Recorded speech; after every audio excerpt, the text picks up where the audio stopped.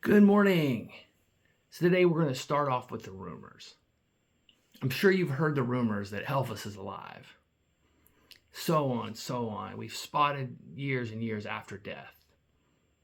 Every one of these stories collapses. The moment you visit the grave, there's a body in the grave that ends the rumors. Except one. There's one tomb in history where the grave didn't end the story. So when we look at that empty tomb of Jesus, it's unlike any other in history. And as a matter of fact, his enemies confirmed everything. And this isn't my blind faith speaking, but history can prove this happened. So before we go into the evidence, let's talk about a tool that historians use called the criterion of embarrassment. So basically, it simply means people won't invent details to their own story that actually make it harder to believe. And if someone includes something that actually makes their case harder to prove, you have to believe it's probably true. And this is where the Gospel of Matthew points out some interesting things. Matthew records that the religious leaders, the Pharisees, the Sadducees, created a rumor saying that the disciples stole the body while the guards were asleep. So that rumor actually confirms three powerful facts. And one is they confirmed they knew exactly where Jesus was buried. Because if they didn't know, they could have just said he was never even placed in the tomb. But they didn't say that. They admitted the tomb was guarded by Roman soldiers. And so Roman guard, it wasn't just one sad sack soldier. It was four at minimum. And these Roman soldiers were the most trained, disciplined, and held to the rigorous and brutal standards like no one else.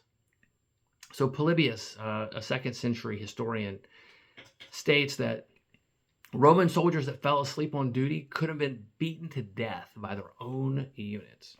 That's how serious they took these things. So the idea that four soldiers could just fall asleep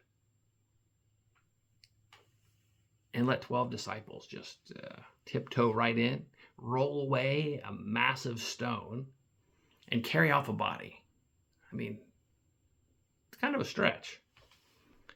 And so they even admit, these are the Pharisees again, they even admit, number three, that the tomb was empty on the third day.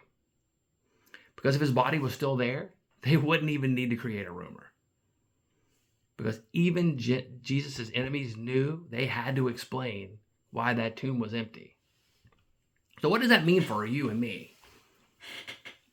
None of this can prove the resurrection just by itself, but it just forms one piece of a larger picture. There were centuries and centuries of prophecy that pointed to that exact moment that it was going to happen. There was an explosion of belief. Christianity soared across the Roman Empire. And historically speaking, it was whispering. No, it wasn't just whispering. It was actually shouting that something happened on that third day. And the empty tomb isn't just a historical detail. This is our personal invitation, mine, yours, everyone's, that Jesus rose from the dead. And if that's true, then your past can't define you. Your failure doesn't bury you. Your grave isn't your ending. Your Savior is alive, and he's alive today. That Savior is Jesus Christ. So, the resurrection of Jesus, it's the most important thing that we celebrate today. It's not just faith. We have some historical proof that Jesus rose from the dead on the third day. So today we celebrate Easter, and sometimes it gets mixed with Easter eggs and Easter bunnies and candy. None of that has anything to do with what this day is truly about. But just know, Jesus rose from the dead out of a tomb on the third day. He is risen. He is risen indeed. And so if you have any questions about Jesus, please feel free to reach out. Please like, share, subscribe so that others can hear the good news. And I appreciate you for listening. And have a great Easter Sunday. And remember, He is risen for you.